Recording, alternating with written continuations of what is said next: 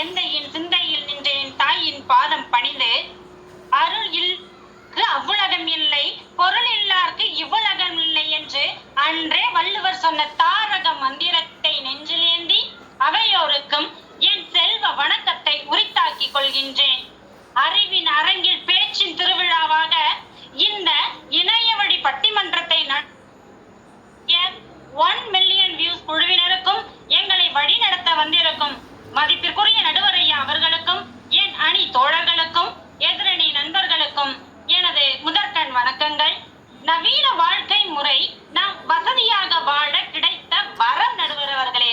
இங்கே பேச வந்த அத்தனை பேரிலும் என்ன கேள்வி, இன்றைய பட்டிமன்ற தலைப்பு என்ன என்பதில் குழம்பி போயிருக்கின்றனர்.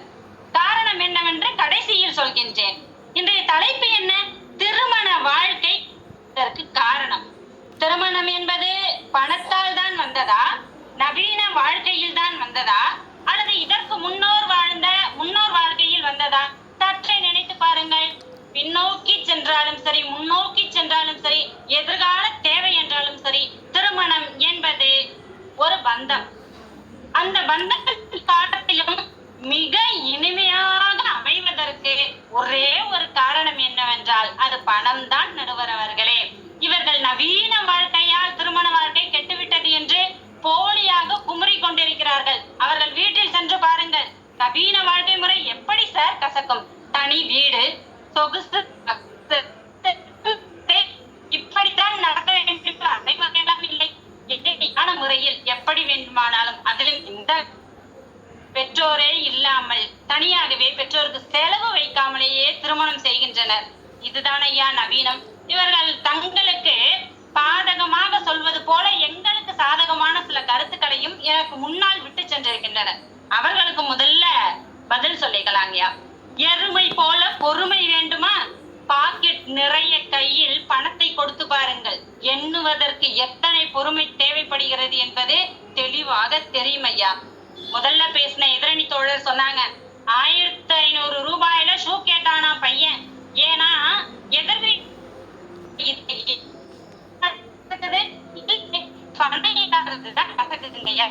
அதோட மட்டும் இல்ல, தங்கவேலு ஐயா பாட்டுல அந்த படத்துல சொல்லியிருப்பார். ஒரு ஆள் வருவார் இங்கேருந்து, தங்கவேலு ஐயா கேட்பாரு, ஐயா 10,000 உங்களுக்கு இப்ப விழுந்திருக்குன்னா நீங்க என்ன செய்ய போறீங்க அப்படின்னு கேட்பாரு.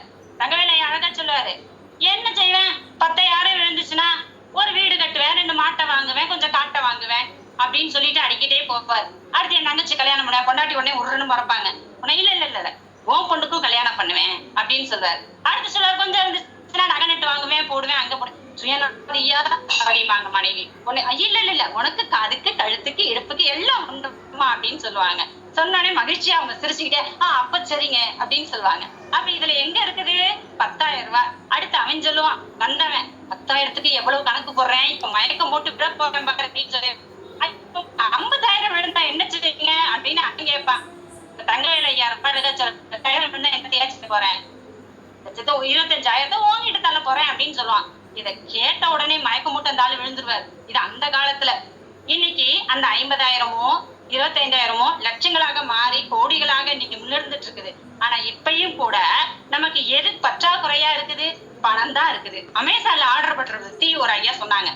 அமேசான்ல ஆர்டர் போடுவாங்க ஐயா, ஆசாசியா 4 புடவை 5 புடவை, பிள்ளைங்களுக்கு 4 டப்பா 5 டப்பா, இனி என்னென்னலாம் வாங்க முடியுமோ எல்லாத்தையும் அமேசான்ல குழந்தைகிட்ட தவிர எல்லாத்தையும் வாங்கலாங்க.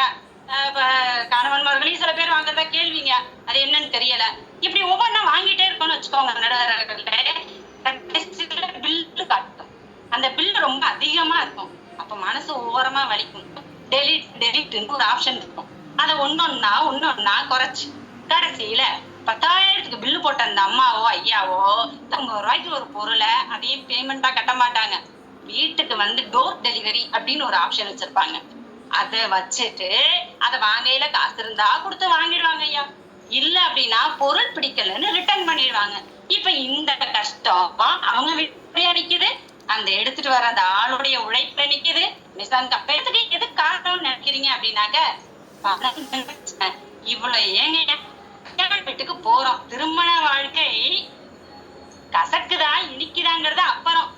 திருமண வாழ்க்கைன்னு ஒண்ணு நடக்கிறதுக்கு கல்யாணம் பண்ணுவாங்கல்ல, அங்க போய் எல்லாம் சிரிச்சு பேசி சும்மா இருப்பாங்கயா. அங்க ஆரம்பிக்கும் பிரச்சனை.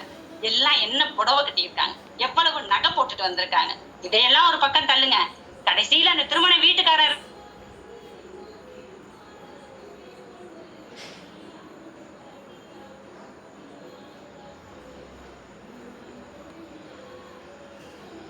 இணைய சிக்கல் நினைக்கிறேன்.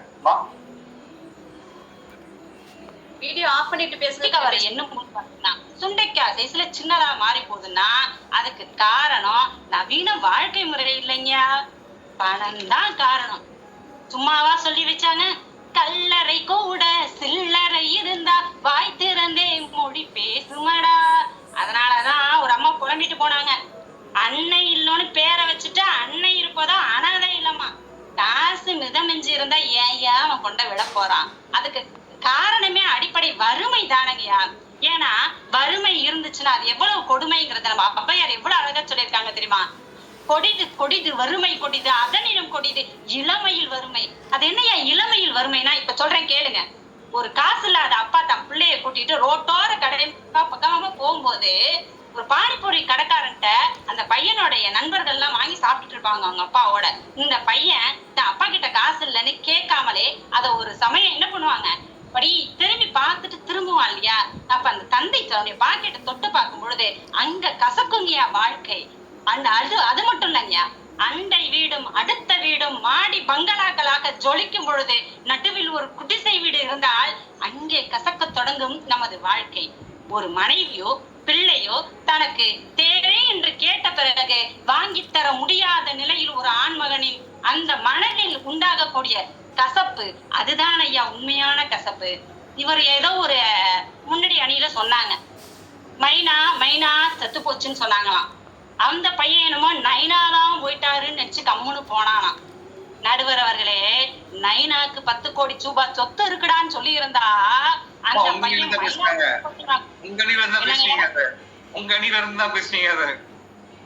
இல்ல இல்லைங்கய்யா, எதிரணியில பேசினாங்க.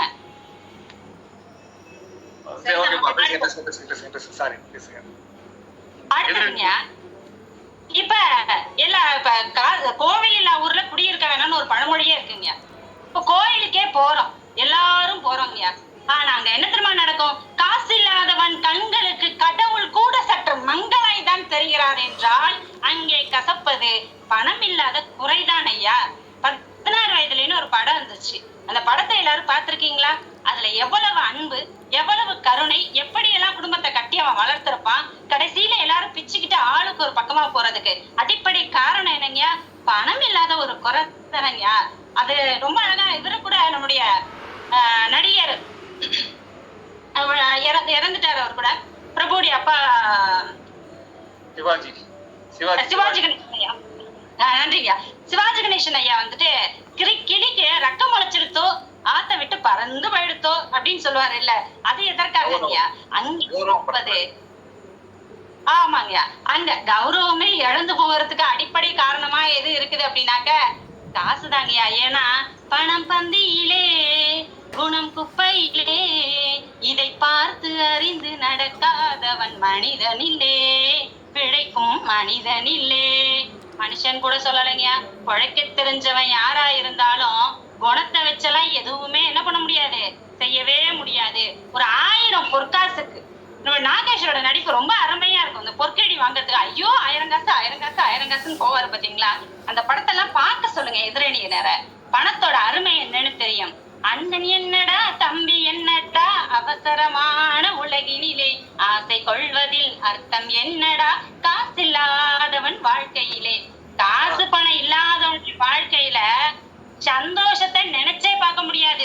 சந்தோஷமே இல்லாத வாழ்க்கைங்கிறது நிச்சயமா கசப்பாதாமையா இருக்கும்.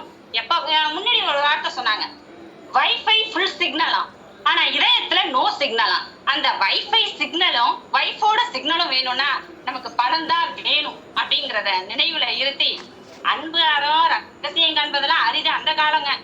அந்த அரிதான ரகசியத்தை கூட பணம் இருந்தால் 2 நொடியில தெரிஞ்சுட்டு வந்துடலாங்க. இந்த உலகத்துல எல்லாரும் ஒரே மாதிரியாக புரிந்து கொள்ளக்கூடிய ஒரு மொழி உண்டென்றால் அது பணம் தான். நடுவர்களே, கல்லைத்தான் மண்ணைத்தான் குடிக்கத்தான் காய்ச்சித்தான் குடிக்கத்தான் கற்பித்தானா, இல்லைத்தான் பொன்னைத்தான் எனக்குத்தான் கொடுத்துத்தான் ரட்சித்தானா, அள்ளைத்தான் சொல்லித்தான் ஆரைத்தான் போவத்தான் பல்லைத்தான் காட்டித்தான் பதுமத்தான் புவையில் தான் பண்ணினானா. ராமச்சந்திர கவிராயர் ரொம்ப அழகா வறுமைய இதை விட வேற யாராலையும் விளக்க முடியாது. கள்ள மண்ண காய்ச்சியா குடிக்க முடியும் நானு? என்னுடைய வாழ்க்கையில ஏதாவது அதையாவது கடவுள் கொட்டு கொடுத்தானா? கிடையாதே. வந்தா வெள்ளி பவுனு இது எதையாவது கொடுத்தானா? அதுவும் இல்லையே. எதுவும் என்னுடைய குறைகளை சொல்லி அழறதுக்கு கூட ஒரு இடத்துல முடியல.